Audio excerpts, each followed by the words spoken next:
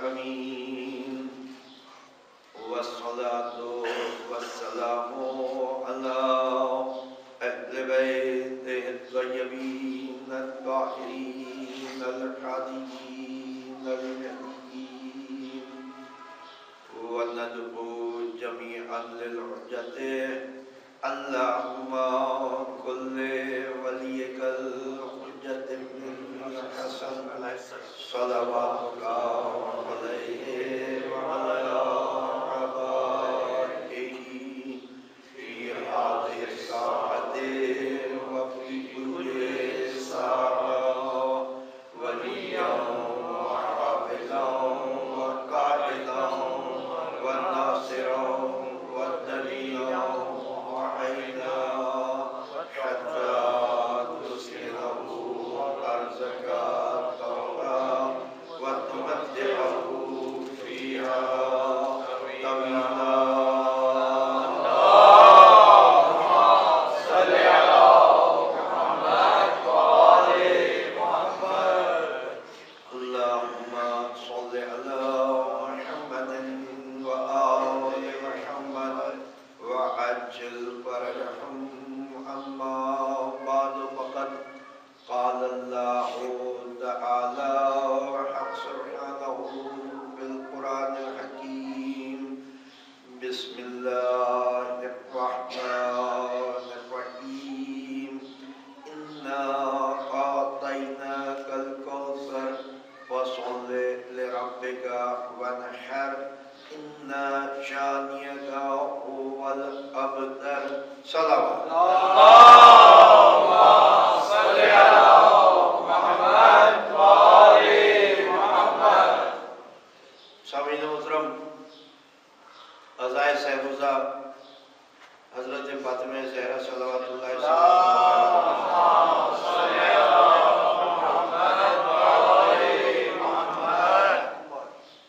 اس سلسلے کی یہ دوسری مجلس آپ حضرات کی ہدیہ سوات ہیں.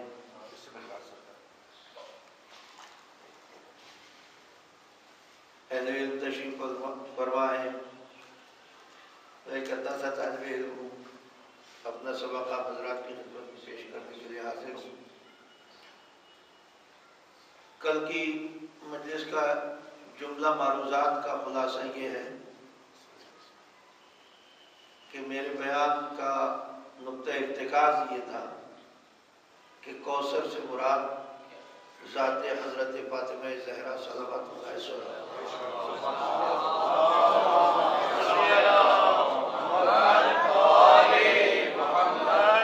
بہر معنی کسی بھی معنی سے آپ لے لیجئے، خیر کثیر کے معنی سے لے لیجئے، زہرا سے بہتر کوئی منبع خیر کثیر نہیں. حوض کوثر سے مراد لے لیجئے تو زہرا سے زیادہ کسی کا حوض کوثر پر تصرف نہیں. حوض کوثر کسی کی ملکیت نہیں ہے سوائے زہرا. سلام اللہ علیہ. بے شک. اور اگر وہ معنی جس پر میں ارتکاز کیے ہوئے کہ کوثر سے مراد یہ عطائے الہی جو ہے یہ ذات فاطمہ زہرا صلوات اللہ علیہ وسلم، اور یہ لقب ہے حضرت فاطمہ زہرا صلوات اللہ علیہ وسلم کا. ایک عظیم مواصلت اس لفظ میں اور ذات زہرا میں ہی پائی جاتی ہے کہ پورے قرآن میں 6666 آیتوں میں یہ کوثر ایک ہی دفعہ استعمال ہوا. سبحان اللہ سبحان اللہ. کسی دوسری جگہ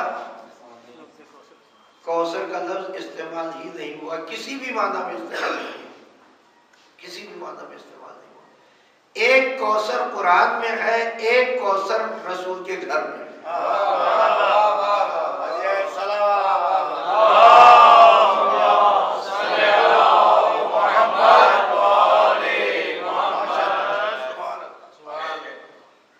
اور دونوں ایک دوسرے کے لیے دلیل ہے کہ رسول کی بھی ایک ہی بیٹی ہے جس کا لقب اللہ نے کوثر قرار دیا قرآن میں. اور کوثر بھی ایک ہی ہے جو مترادف ہے ذات حضرت فاطمہ زہرا کی۔ یہ دونوں چیزیں ایک دوسرے کو دلیل مہیا کرتی ہیں، یعنی رسول کے کوئی حضرت فاطمہ زہرا کے علاوہ کوئی بیٹی نہیں تھی، کوئی دختر نہیں تھی۔ یوں تو امت کی تمام جو امت کی مائیں ہیں سوائے ازواج رسول کے، وہ تمام کی تمام رسول کی بیٹیاں ہیں، اور جو بیٹیاں ہیں وہ تو بیٹیاں ہیں، وہ تو کوئی ایسا معاملہ نہیں۔ تو ذات زہرا رسول کی تنہا اور واحد دختر ہے، اور ایسی پیاری بیٹی رسول کی کہ جب زہرا تشریف لاتی تھیں بارگاہ رسول میں تو رسول اٹھ کر کھڑے ہو جاتے۔ جب صبح کو نماز فجر کے لیے سرکار رسالت اپنے گھر سے نکلتے ہیں تو پہلے دروازے زہرا پر کھڑے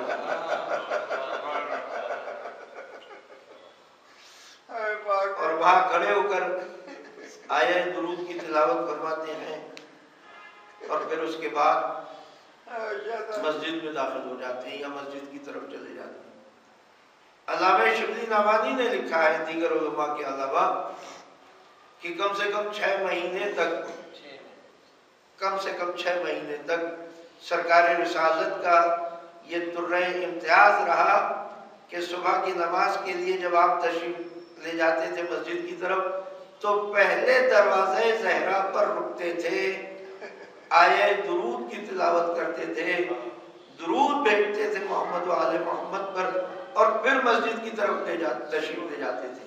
اور پھر جب نماز عشاء کے بعد آپ آتے تھے تو سب سے آخری جو آپ کی منزل ہوتی تھی وہ دروازہ فاطمہ زہرا ہوتا تھا، پھر وہاں رکتے تھے۔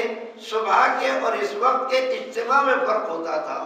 صبح آپ کے ساتھ کبھی آپ تنہا بھی ہوتے تھے اور کبھی آپ کے ساتھ کوئی اصحاب کبار میں سے کوئی ہوتا تھا، مگر جب آپ رات کو واپس آتے تھے نماز عشاء کے بعد تو آپ کے ساتھ نمازیوں کا جمع غفیر ہوتا تھا، مجمع کثیر ہوتا تھا۔ آپ دروازے زہرا پر کھڑے ہونے کے بعد آیہ درود کی تلاوت کرتے تھے، درود پڑھتے تھے، کبھی اپنے حجرے کی طرف چلے جاتے تھے اور کبھی حجرہ فاطمہ زہرا میں تشریف لے جاتے تھے۔ بلند ترین صلوات بھی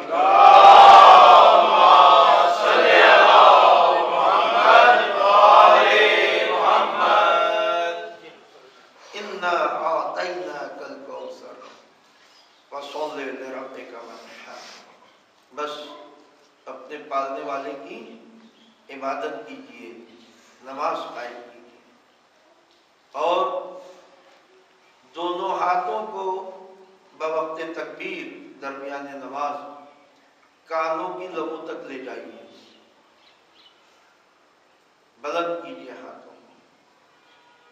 نماز کو سرکار رسالت پہلے ہی سے پڑھتے تھے، کل بھی میں نے عرض کیا کہ نماز تو اس وقت سے پڑھتے تھے کہ جب صرف 3 نمازی تھے، ایک رسول، ایک علی اور ایک حضرت خدیجہ الکبریٰ، تو نماز تو اس وقت سے ادا ہو رہی۔ یہ بدہر جس سے مراد قربانی لیا جاتا ہے، اس کے معنی یہ بھی ہے کہ کانوں تک ہاتھ بوقت تکبیر بلند کیے جائیں۔ اللہ کو یہ ہاتھ، یہ 2 ہاتھ اپنی بارگاہ میں بلند ہونا 2 دفعہ بہت پسند ہے۔ 2 کیفیتیں ایسی ہیں کہ جن کیفیتوں میں یہ 2 ہاتھ بلند ہوں تو اللہ کو بہت پسند ہیں۔ ایک کیفیت کا نام ہے تکبیر اور دوسری کیفیت کا نام ہے تقلیب۔ تکبیر کہتے ہوئے ہاتھ اس انداز میں ہوتے ہیں، ان کی ہتھیلی زمین کی طرف ہوتی ہے اور پشت آسمانوں کی طرف ہوتی ہے۔ اگر یہ ہاتھ کانوں کی لبوں تک لے جائے جائیں تو بہت ہی بہتر ہے، انسب ہے۔ اور تقلیب کہتے ہیں دعا کے لیے ہاتھ اٹھانے کو، یعنی دونوں ہاتھوں کی ہتھیلیاں آسمان کی طرف ہو اور ہاتھوں کی پشت زمین کی طرف، یہ تقلیب کہلاتا ہے۔ جب اللہ اکبر کے ساتھ ہاتھ بلند ہوتے ہیں تو اس کیفیت کا نام ہے تکبیر، جب دعا کے لیے ہاتھ بلند ہوتے ہیں تو اس کیفیت کا نام ہے تقلیب۔ اللہ کو یہ دونوں ادائیں بندے کی بہت پسند ہیں۔ جب ہاتھ تکبیر کے لیے بلند ہوتے ہیں تو انسان دنیا سے ہاتھ اٹھا لیتا ہے، دنیا سے ہاتھ اٹھا لیتا ہے، اور جب ہاتھ دعا کے لیے بلند ہوتے ہیں تو دنیا کی طرف ہاتھوں کی پشت ہوتی ہے، گویا دنیا سے پشت پھرائی ہوئی ہے اور اللہ کی طرف لو لگائی ہوئی ہے۔ صلوات دیجیے گا بابا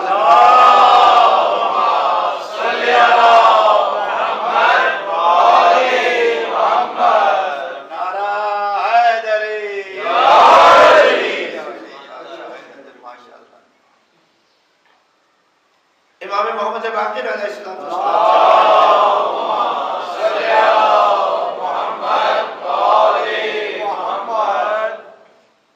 سرکار رسول خدا حضرت محمد مصطفیٰ صلی اللہ علیہ وآلہ وسلم خدمت اقدس میں جبریل امین تشریف لائے تو آپ نے جبرائیل امین سے سوال کیا کہ میرے بھائی جبرائیل امین، یہ بتاؤ کہ اہل عرش اور اہل فرش کی نمازوں میں مماثلت کیا ہے، اور ان دونوں میں کوئی ایک قدر مشترک بتاؤ۔ تو حضرت جبرائیل امین نے بتایا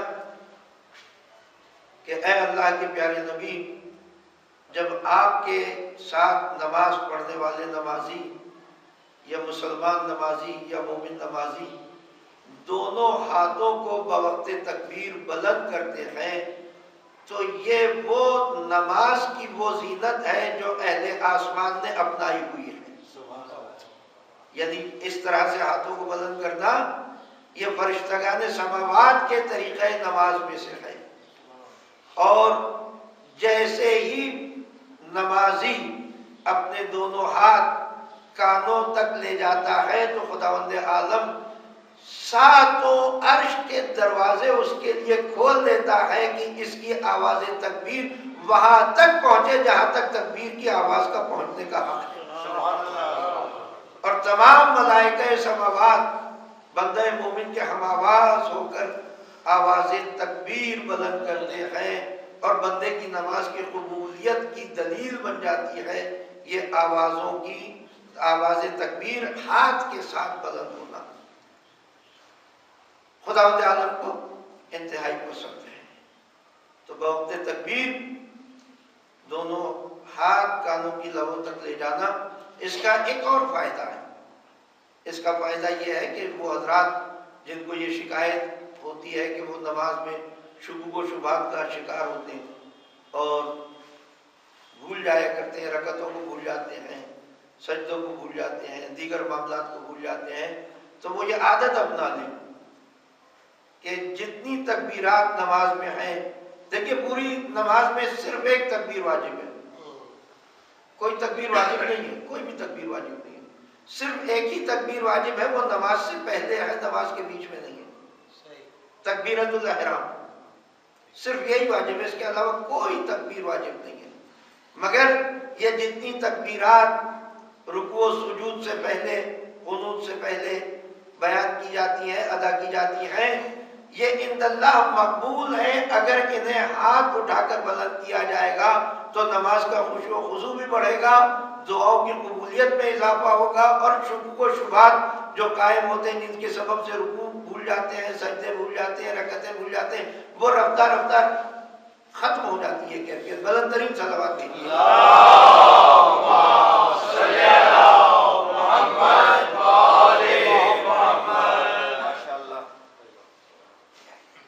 یہ عظیم بات ہے، یہ عظیم بات ہے کہ عبادتوں کا تذکرہ ہو تو آل محمد سے بہتر کوئی نمونہ عبادت نہیں ہے۔ کسی کے اوپر یہ چیزیں اس طرح سے منطبق نہیں ہو سکتی کہ جیسے آل محمد، اور پھر آل محمد میں جتنا بزرگ تر ہستی کا تذکرہ ہوگا اتنا ہی بلند تر فضیلت کا درجہ ہوگا۔ یعنی سب ائمہ اثنا عشر برابر ہیں، مگر اس کے باوجود انوار خمسہ کی بزرگی اور شرف اپنی جگہ، ان کی شرف و بزرگی اپنی جگہ معتبر و محترم ہے. اور پھر جب انوار خمسہ میں سرکار رسول خدا ہے، ان کی بزرگی اپنی جگہ ہے. حضرت فاطمہ زہرا صلوات اللہ وسلام علیہا کے شرف و بزرگی اپنی جگہ ہے. امیر المؤمنین علی بن ابی طالب علیہ السلام کا شرف و بزرگی اپنی جگہ ہے. حضرت فاطمہ زہرا صلوات اللہ وسلام علیہا عابدہ شب زندہ دار،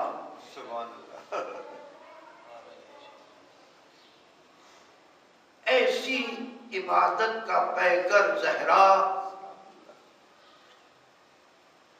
کہ جس کی عبادتوں کا لحاظ اللہ خود کر رہا ہے. کتنے عابد و زاہد ہو، وہ سو جائیں اللہ کو فکر نہیں ہوتی کہ یہ سو گیا ہے، اس کے رکوع سجود میں کمی ہو رہی ہے، اس کی تسبیح رک گئی ہے، اس کا کوئی کام رک گیا ہے. مگر زہرا وہ عبادت گزار ہے کہ زہرا کو نیند پسند نہیں ہے، عبادت الہی پسند ہے.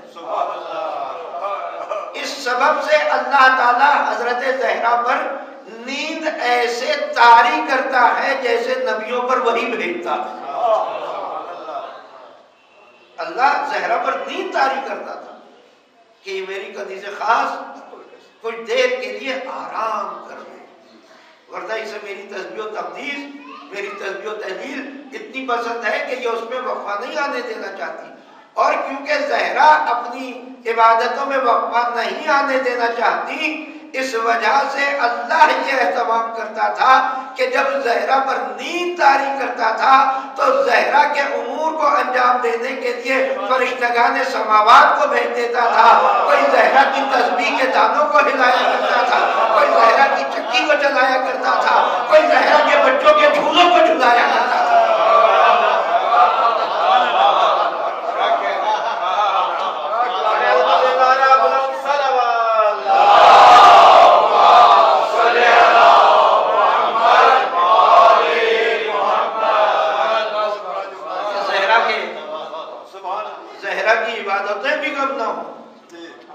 زہرا کے کاموں میں بھی خلل نہ پڑے اور زہرا کے کام انجام پاتے رہیں اور زہرا آرام فرما ہو جائے کچھ دیر.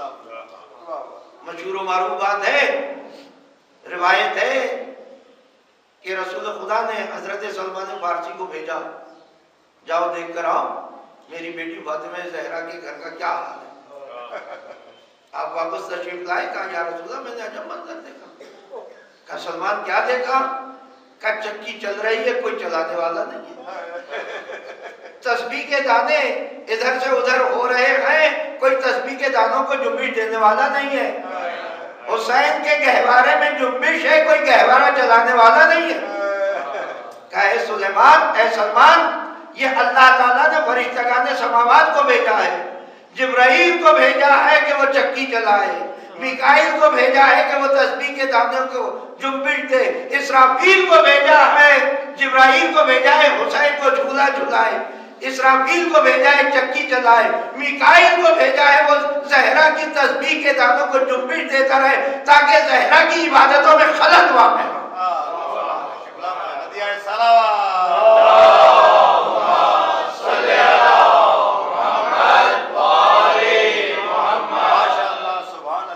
کتب معتبرہ میں علماء کبار بیان فرماتے ہیں کہ جب حضرت زہرا محراب عبادت میں کھڑی ہوتی تھیں تو ہر نماز کی عبادت کے وقت کے مطابق زہرا کے چہرے مقدس سے ایسا نور ساطع ہوتا تھا جو فرش سے عرش تک جاتا تھا. اور فرشتگان سماوات اس نور کی تجلی کو دیکھ کر کہتے تھے کہ یا اللہ یہ ایسا نور یعنی اگر نماز فجر ہے تو نور صبح عرش پر ظاہر ہوتا تھا اور ایسے ظاہر ہوتا تھا کہ تمام عرش سفید نور سے نہا جاتا تھا. فرشتگان سماوات پوچھتے تھے اللہ سے کہ یا اللہ کیا تو تجلی فرمانا چاہتا ہے؟ کیا تو اپنے نور کا جلوہ فرمانا چاہتا ہے؟ جواب ملتا تھا ہے فرشتوں میرا نور نہیں ہے یہ، میں جلوہ فرمانا نہیں چاہتا، یہ میری کنیز خاص فاطمہ زہرا محراب عبادت میں کھڑی ہوئی ہے تو اس کے چہرے سے ساطع ہونے والا نور ہے جو عرش کو منور کیے ہوئے ہے. تو یہ صبح کا نور ہے، نماز فجر کا نور ہے. یہ زہرا نماز فجر کے لیے محراب عبادت میں کھڑی ہوئی ہے. جب زہرا نماز ظہر کے لیے کھڑی ہوتی تھی تو زرد رنگ کا نور عرش پر جلوہ فگن ہوتا تھا. تمام عرش زرد رنگ کی روشنیوں سے نہا گیا، زرد رنگ کے نور سے مملوء ہو گیا، بھر گیا. فرشتگان سماوات نے پھر پوچھا یا اللہ کیا تو تجلی فرمانے والا ہے؟ کہا نہیں، میں تجلی نہیں کر رہا ہوں، بلکہ یہ میری کنیز خاص فاطمہ زہرا ظہر کی نماز کے لیے محراب عبادت میں کھڑی ہوئی ہے. اس کے چہرے اقدس سے ظاہر ہونے والا نور ہے جس نے عرش کو منور کیا ہوا. اللہ اکبر. اسی طرح حضرت زہرا جب عصر کی نماز کے لیے محراب عبادت میں آتی تھی، ارغوانی قسم کا نور عرش پر جلوہ گر ہوتا تھا. پھر ملائکہ پوچھتے تھے کہ یا اللہ کیا تو تجلی فرمانے والا ہے؟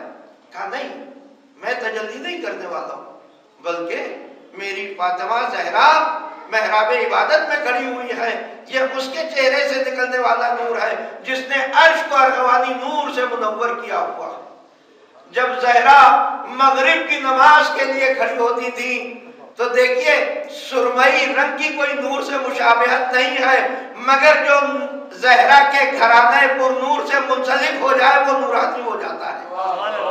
صلوات بھیجیے گا باز.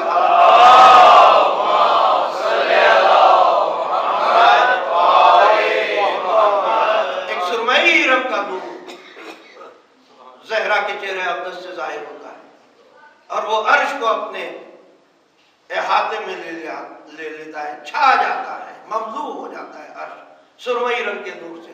ملائکہ پوچھتے ہیں یا اللہ کیا تو تجلی فرما رہا ہے؟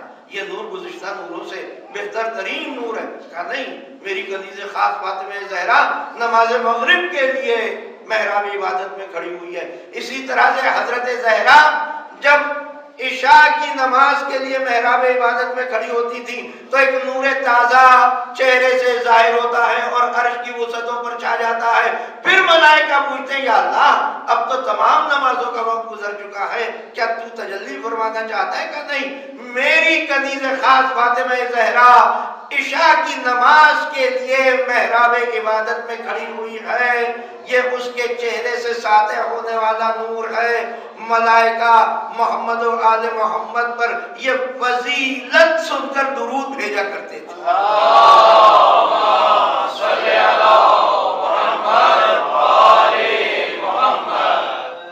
آج نعرہ پنجتنی ایک نعرہ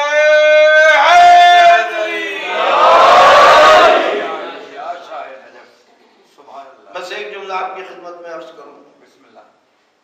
کیا عجیب بات ہے، یہ ہمارے اور آپ کے نمازوں کے اوقات کس چیز سے وابستہ ہے؟ سورج کے طلوع و غروب سے. کہ سورج طلوع ہوگا تو فجر کا وقت، جب سورج کے طلوع ہونے کا وقت قریب ہوتا ہے، سفیدی سر نمودار ہوگی تو وہ فجر کا وقت ہے. جب طلوع سحر ہے تو وہ فجر کا وقت ہے، جب طلوع شمس ہے تو وہ فجر کی قضا کا وقت ہے. جب سورج کی روشنی میں مقراج پیدا ہو گئی، یہ کرن بن گئی تو وہ قضا کا وقت ہے. جب سورج نصف النہار پر آ گیا، سر کے اوپر آ گیا، ظہر کا وقت ہو گیا. پھر جب سورج ڈوبنے کے قریب ہوا تو وہ عصر کا وقت ہو گیا. جب ڈوب رہا ہے یا ڈوب چکا ہے تو وہ مغرب کا وقت ہو گیا. جب ڈوبے ہوئے کچھ ساعتیں گزر گئیں اور رات کی سیاہی غالب آ گئی تو یہ عشاء کا وقت ہو گیا. یہ ہماری تمام نمازوں کے اوقات جو ہیں سورج کے طلوع و غروب سے وابستہ ہے نا. اب آپ ملاحظہ کریں کہ عرش پر جو نمازوں کے اوقات ہیں وہ کس کے ذریعے سے سبحان اللہ سبحان اللہ سبحان اللہ. جب زہرا محراب عبادت میں آ جائے اور وہ نور جو چہرہ اقدس زہرا سے ساطع ہو کر عرش پر پہنچے تو عرش پر اعلان ہوتا ہے اے فرشتوں میری زہرا فجر کی نماز کے لیے آ گئی، فجر کا وقت ہو گیا. یعنی عرش کی نمازوں کے اوقات کا تعین زہرا کے محراب عبادت میں آ گیا. سبحان اللہ. بلند ترین صلوات بھیجیے.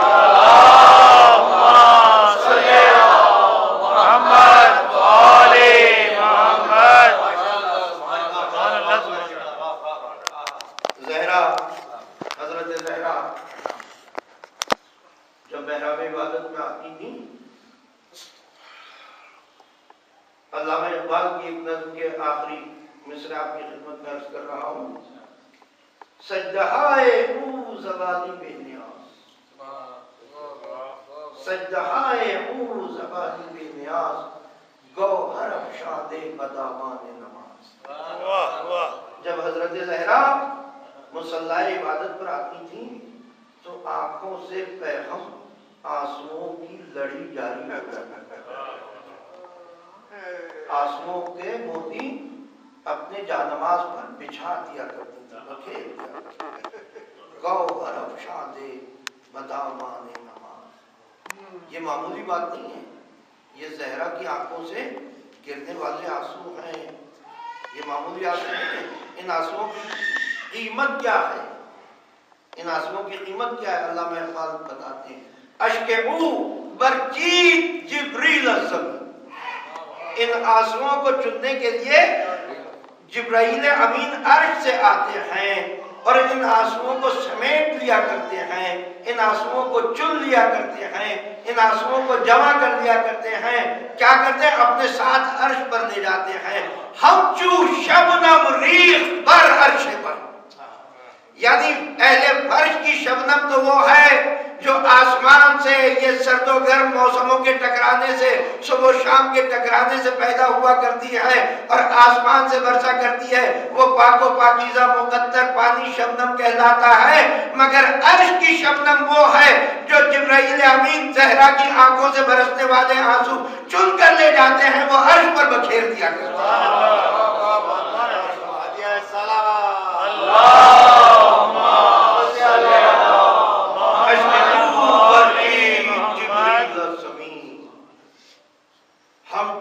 شبنم ریخ بر عرش بری، جو اہل برش آسمان سے برسنے والی شبنم کو قدر و قیمت دیتے ہیں، وہ قدر و قیمت زہرا کے آنکھوں سے نکلنے والے آنسوؤں کی اہل عرش کے نزدیک ہے، خالق عرش کے نزدیک ہے، مالک عرش کے نزدیک ہے. حضرت زہرا کا جب آخری وقت آیا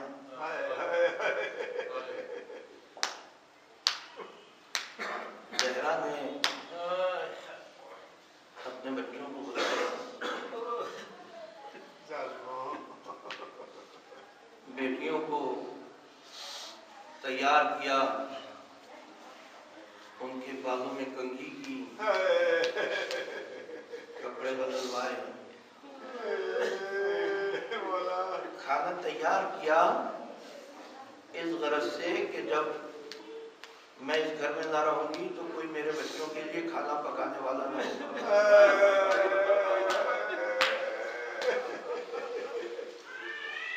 آٹا گوندھ کر رکھ دیا گیا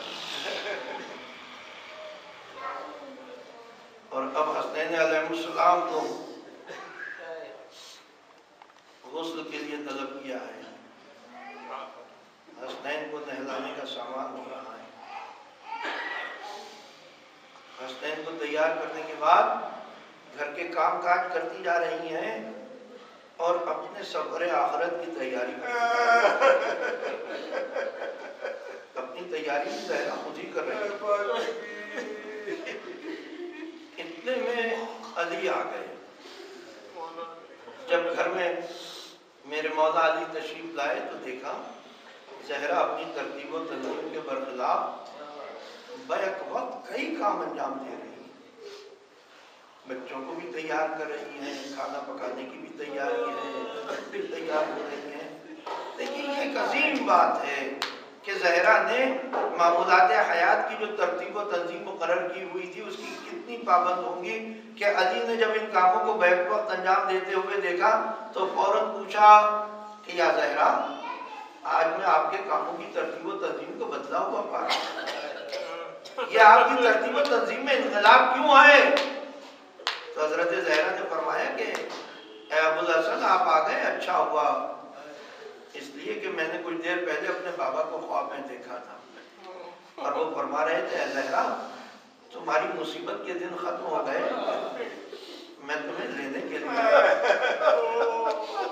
اے ابوالحسن ہماری اور آپ کی مفارقت کا زمانہ شروع ہو گیا، قریب میں دنیا سے رخصت ہو جاؤں گا، میں چاہتی ہوں کہ آپ کے ساتھ کچھ ضروری وصیتیں بیان کروں تاکہ آپ ان کو میرے بعد انجام دیں۔ بچوں کو تیار کر کے نانا کی قبر کی طرف بھیجا، جاؤ بیٹو نانا کی قبر پر جا کر علی کا سلام کہنا اور اپنی ماں کی صحت یابی کے لیے دعا کرنا، اپنی ماں کی صحت کے لیے دعا کرنا۔ بچے نانا کی قبر کی طرف چلے، علی و فاطمہ ایک گوشہ تنہا میں بیٹھے، زہرا جیسی زوجہ، زہرا جیسی زوجہ، کمال ہے۔ علی سے فرماتی ہیں اے ابوالحسن میں حق خدمت ادا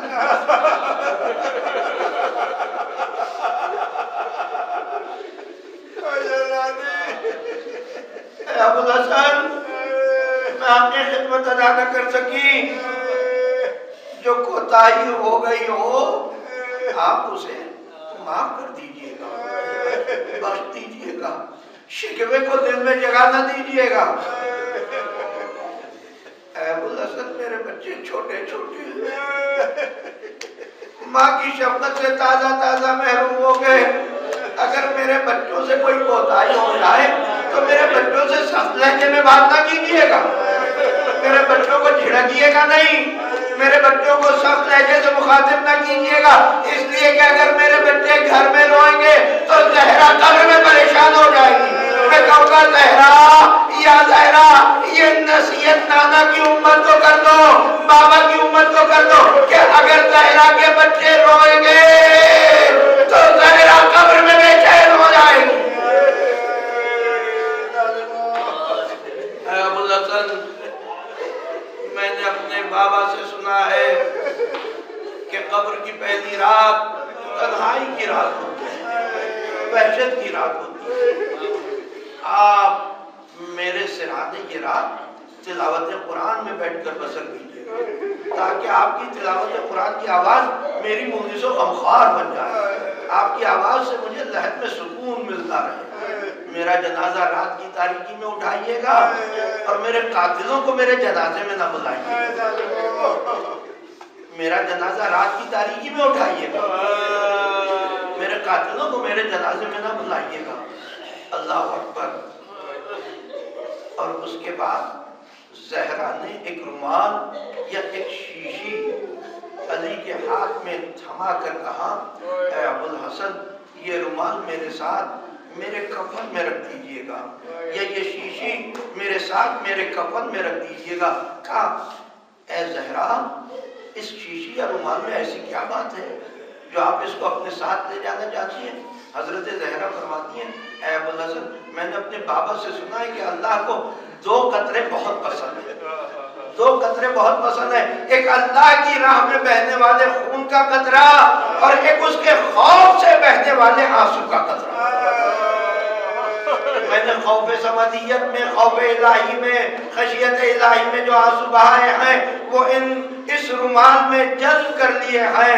جب میرا اللہ مجھ سے پوچھے گا اے زہرا میری بارگاہ کے لیے کوئی تحفہ لے کر آئی ہو، تو میں یہ رومال یا شیشی پیش کر کے کہوں گی کہ اے میرے اللہ میں تیری کنیز عاجز تھی، تیری بارگاہ کی خاطر کیا لے کر آ سکتی تھی بجوز ان آنسوؤں کے جو تیری خوف سے میں نے بہائے ہیں۔ زہرا کی वसीयतें तमाम हुई, दरवाजा बंद हुआ, इधर ज़हरा तस्बीह में मसरूफ हो गई। उम्मे ऐमन को ज़हरा ने कहा था, ऐ उम्मे ऐमन, जब तक मेरी तस्बीह और तहलील की आवाज़ आती रहे तुम समझना कि ज़हरा जिंदा है, ज़हरा हयात है। जब तस्बीह और तहलील की आवाज़ बंद हो जाए तो जान लेना कि ज़हरा इस दुनिया से गुजर गई। बस अरबाब अज़ा कुछ देर तो ज़हरा की तस्बीह और तहलील की आवाज़ आती रही। रब्बुल मलाइकते वर्रूह। कुछ देर के बाद ज़हरा की तस्बीह की आवाज़ बंद हो गई। उम्मे ऐमन ने सर से चादर फेंक दी, दरवाजे को खोला। ज़हरा क़िबला रूम बारगाह इलाही में जाने के लिए तैयार, बिस्तर पर इस्तराहत फरमा है। इधर अली दरवाज़े अक़दस पर खड़े हुए हैं। देखा हसन हुसैन दौड़ते हुए आ रहे हैं, अम्मा में गलों में पड़े हुए हैं। बड़े भाई ने छोटे भाई का हाथ थामा हुआ है। दोनों बच्चे अली के पैरों से आकर लिपट गए, आकर कहते हैं, ऐ बाबा हमारी माँ खैरियत से है। अली ने अमदन सवाल किया, ऐ बच्चों नाना की कब्र से कभी इतनी जल्दी वापस नहीं आते थे, इतनी जल्दी वापस आने का क्या सबब है?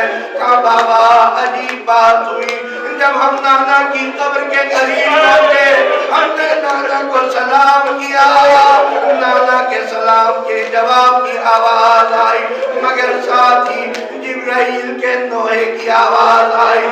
ज़हरा के यतीम आ गए, ज़हरा के यतीम आ गए। बाबा बताइए हमारी माँ खैरियत से है? ये मदीना था। अली ने दोनों बच्चों को अपने सीने से लगाकर तसल्ली दी, तशब्बी दी। ज़हरा का जनाजा तैयार किया। जब ज़हरा का जनाजा तैयार हो गया, उम्मे कुलसूम को बुलाया, ज़ैनब को बुलाया। ज़ैनब उम्मे कुलसूम जैसी बेटियां, फातिमा ज़हरा जैसी माँ का जनाजा, बेटियां आकर कदमों से लिपट गई। ऐ अम्मा अब हमारे बालों में कमी कौन करेगा? ऐ अम्मा अब हमें अच्छी अच्छी बातें और नसीहतें कौन करेगा? बेटियां रुखसत हो गई, बेटों को बुलाया, आओ बेटा हसन माँ से आखिरी रुखसत ले लो, आओ बेटा हुसैन माँ से आखिरी रुखसत ले लो। हसन आगे बढ़े, माँ के तलवों से रुखसारे बनते जाते हैं। अरे अम्मा अब हसन किसको माँ कहकर बुलाएगा? अब हसन किसको माँ कहकर बुलाएगा? अरे अम्मा अब हसन किसके आसरे पर जिंदा रहेगा? अरे अम्मा ये बताइए किसके हवाले करके जा रही है? हसन कदमों से लिपटे हुए हैं, मगर हुसैन आगे न आए, आगे न आए। सुतूने हुजरा से बाजू टिकाए हुए खड़े हैं। अली ने पूछा, ऐ बेटा हुसैन क्या अपनी माँ से आखिरी मुलाकात न करोगे? कहा बाबा जरूर करूंगा, मगर मैं कभी अपनी माँ के पास नहीं गया जब तक मेरी माँ ने मेरा नाम लेकर न बुलाया हो या मेरे बेटे कहकर न पुकारा हो। मैं नहीं जाऊंगा उस वक्त तक जब तक मेरी माँ मुझे पुकारेगी नहीं, दोनों हाथों से मेरा इस्तेमाल न करेगी। ये कहकर हुसैन ने सलाम किया, अस्सलामु अलैके या उम्मा, ऐ मेरी माँ आप पर मेरा सलाम हो। कोई जवाब नहीं आया। दोबारा सलाम किया, कोई जवाब नहीं आया। अब हुसैन ने जुमला बदल दिया, अम्मा अब अगर जवाब दे दोगी हुसैन रो देगा। बंदे का मन टूटे, हाथ बराबर हुए, आवाज आई, वलदी हुसैन, वलदी हुसैन।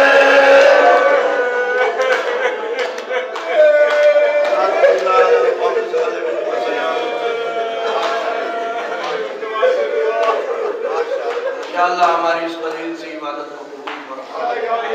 जितने हज़रात का दुआ है सबके हाजतों को पूरा फरमा। या अल्लाह हमारे मुल्क को मुल्क अमन बना दे, हमारे मुल्क को मुल्क अमन बना दे। यहाँ रहने बसने वालों के दिलों में आपस में एक दूसरे के लिए उनसे मोहब्बत और मोहब्बत पैदा फरमा। शान हैदर करार, मवालियान अहले बैत, मातमदारान हुसैन, अज़ादारान हुसैन, جہاں جہاں کہیں بھی رہتے ہیں، شرق میں، غرب میں، شمال میں، جنوب میں، تحت میں، فوق میں، دشت میں، جبل میں، ان سب کی جان و مال، عزت و آبرو کی حفاظت فرما، جسم و جان کی حفاظت فرما۔ یا اللہ ہمارے ملک کے دشمنوں کو نیست و نابود فرما۔ یا اللہ تعجیل فرما ظہور حضرت حجت عجل اللہ فرجہ شریف میں، اور ہم کو ان کے انصار و احوال میں، خادمین میں شمار فرما۔ جو بے روزگار ہیں ان کو روزگار واقع فرما، جو برسر روزگار ہیں ان کے روزگار کی حفاظت فرما، جو بے اولاد ہیں انہیں اولاد صالح عطا فرما، جو صاحب اولاد ہیں ان کی اولاد کے لیے جتنی حاجتیں ہیں، وہ بیٹوں کے لیے حاجتیں ہوں ان کو بھی پورا فرما، وہ بیٹیوں کے لیے حاجتیں ہوں ان کو بھی پورا فرما۔ یا اللہ ہمیں توفیق دے کہ ہم علوم اہل بیت، تعلیمات اہل بیت زیادہ سے زیادہ حاصل کریں، اور ہماری ملت کو متحد و متفق فرما۔